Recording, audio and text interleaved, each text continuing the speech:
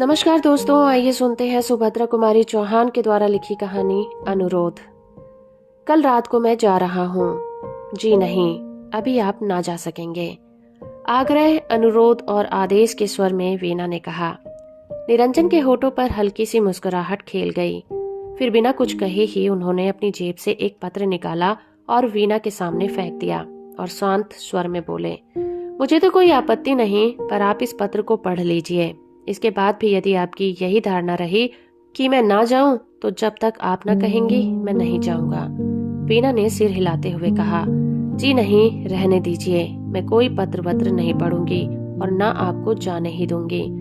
हल्की मुस्कुराहट के साथ निरंजन ने पत्र उठा लिया और बोले, आप ना पढ़ना चाहें तो भले ही ना पढ़ें। पर उनकी बात को काटते हुए वीणा ने कहा, अच्छा लाइए, जरा देखो तो सही किसका पत्र है।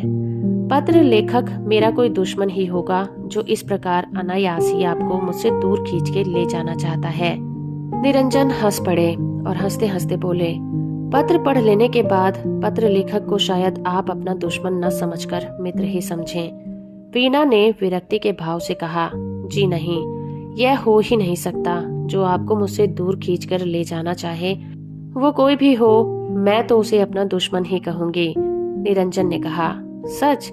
पर आप ऐसा क्यों सोचती हैं? वीणा ने निरंजन की बात नहीं सुनी। वह तो पत्र पढ़ रही थी जिसमें लिखा था, मेरे प्राण, 1 महीना पहले तुम्हारा पत्र आया था। तुमने लिखा था कि यहाँ का काम 1-2 दिन में निपटाकर रविवार तक घर अवश्य आ जाऊंगा। इसके बाद सोचो तो कितने रविवार निकल गए। रोज तुम्हारी रास्ता देखती हूँ। उधर से आने वाली हर एक ट्रेन के समय उत्सुकता से कान दरवाजे पर ही लगे रहते हैं। ऐसा मालूम होता है कि अब तांगा आया, अब दरवाजे पर रुका और अब तुम, मेरे प्राण, आकर मुझे क्या कहूँ। मैं जानती हूँ कि तुम अपना समय कहीं व्यर्थ ही नष्ट न करते होगे, किंतु फिर भी जी नहीं मानता। यदि पंख होते तो उड़कर तुम्हारे पास पहुंच जाती। तुम कब तक आओगे? जीती हुई भी मरी से गई बीती हूँ। जब 2 पक्षियों को भी एक साथ देखती हूँ तो हृदय में हुक सी उठती है। क्या यह लिख सकोगे कि कब तक मुझे प्रतीक्षा करनी पड़ेगी? वैसे तुम्हारी इच्छा जब आना चाहो, पर मेरा तो जी यही कहता है कि पत्र के उत्तर में स्वयं ही चले आओ। तुम्हारी। पत्र पढ़ते पढ़ते कई बार वीणा के चेहरे पर विषाद की एक झलक आई और चली गई। पढ़ने के पश्चात पत्र को उसने चुपचाप निरंजन की ओर बढ़ा दिया। निरंजन ने पत्र लेकर जेब में रख लिया। कुछ क्षण तक दोनों चुपचाप बैठे रहे। फिर वही रोज का कार्यक्रम। उमर खयाम की रुबाइयों का अनुवाद आरंभ हो गया। निरंजन शांत और अविचल थे, किंतु वीणा स्वस्थ न थी। आज वो रुबाइयों को ना तो ठीक तरह से पढ़ ही सकती थी और ना उनका अनुवाद ही कर सकती थी।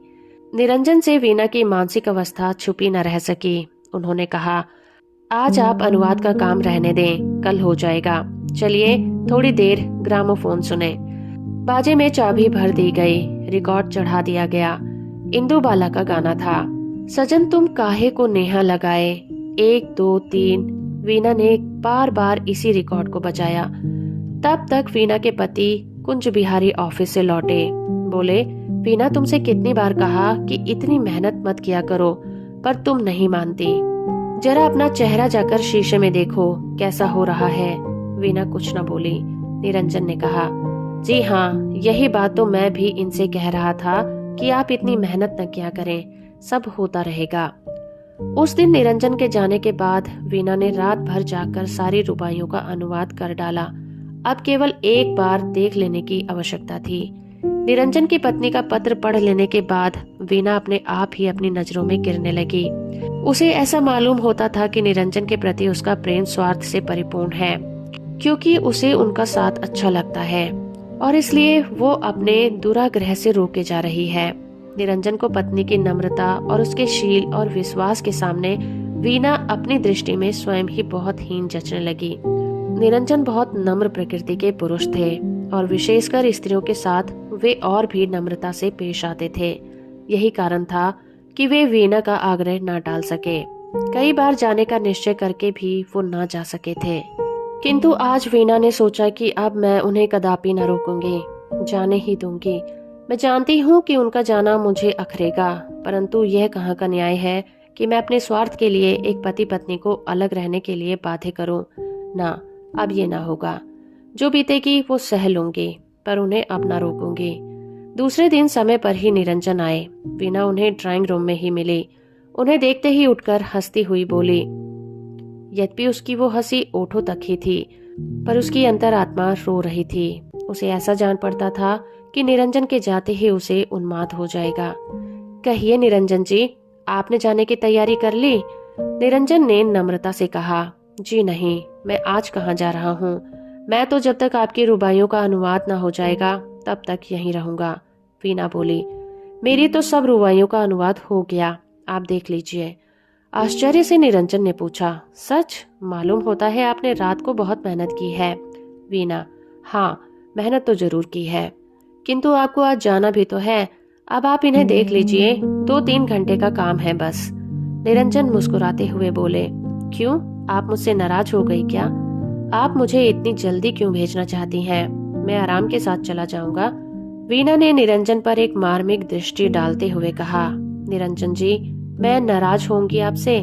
क्या आपका हृदय इस पर विश्वास कर सकता है? मैं तो जानती हूँ कभी ना करेगा, किंतु जिस तरह से आप इतने दिनों तक मेरे आग्रह से रुके रहे, उसी प्रकार मेरे अनुरोध से आप आज रात को गाड़ी से चले जाइए। निरंजन ने दृष्टि उठाकर एक बार वीणा की ओर देखा, फिर वो अनुवाद की हुई रुबाइयों को देखने लगा। तो दोस्तों, अभी आप सुन रहे थे सुभद्रा कुमारी चौहान के द्वारा लिखी कहानी अनुरोध। आशा करती हूँ कि मेरा ये प्रयास और ये कहानी आपको अच्छी लगी होगी। वीडियो को लाइक और चैनल को सब्सक्राइब करना बिल्कुल मत भूलिएगा।